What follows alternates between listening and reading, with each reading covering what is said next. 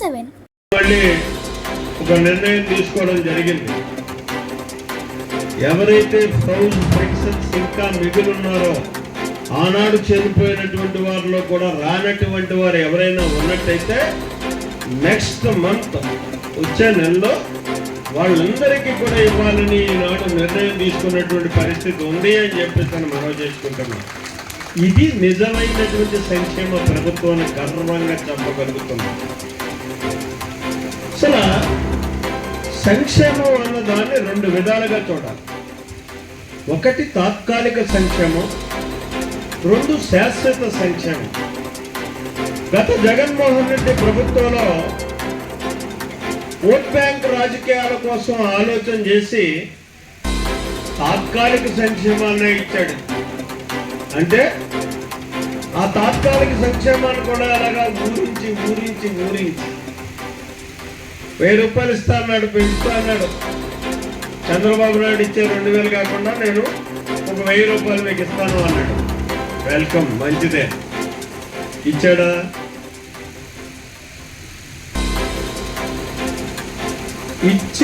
ఇచ్చాడు. 250 అంటే ఈ లోపల ఎంతో మంది లేచిపోతారు. ఇందులో వీళ్ళంతా ముసలోళ్ళే కదా.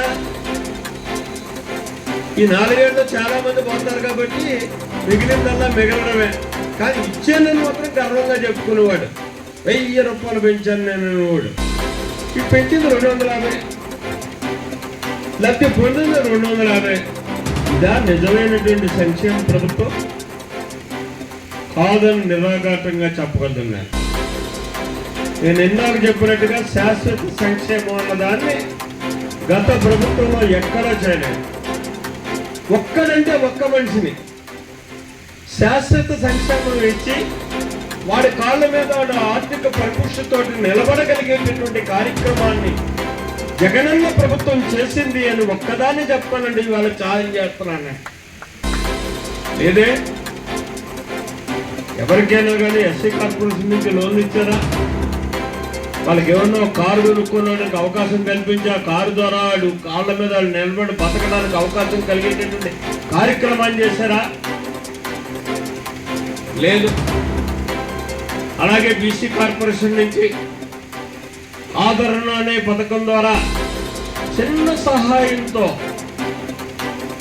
అందంగా బతకగలిగేటటువంటి ఆదాయాన్ని తెచ్చుకోగలిగేటటువంటి అవకాశాన్ని కల్పించినటువంటి ఆనాటి ప్రభుత్వం. నిన్నటి ప్రభుత్వం ఏమైనా ఆ రకంగా ఆలోచన చేసిందా? ఇచ్చిందా? చచ్చిందా? మీలాగే వితంతులు ఇంకా కొంతమందికి ఇవ్వాల్సిన ప్రయత్నాలు కూడా రాబోయే కాలంలో వస్తాయని ఆశిస్తూ అన్న మాట ప్రకారం నారా చంద్రబాబు నాయుడు గారు మాట నిలబెట్టుకుంది. కేంద్ర ప్రభుత్వం ఇచ్చే 2000 ప్లస్ రాష్ట్ర ప్రభుత్వం వాటా 5000 వేసి మొత్తం 7000 కూడా ఒకేసారి రైతుల ఖాతాలో వేస్తుంది. ఆయన అభినందనగా కోరుకుంటూ ఈ అవకాశం ప్రజలందరూ తను వస్తుంది. ఇప్పుడు మనం నక్కపేట మండల అధ్యక్షులు నారాయణ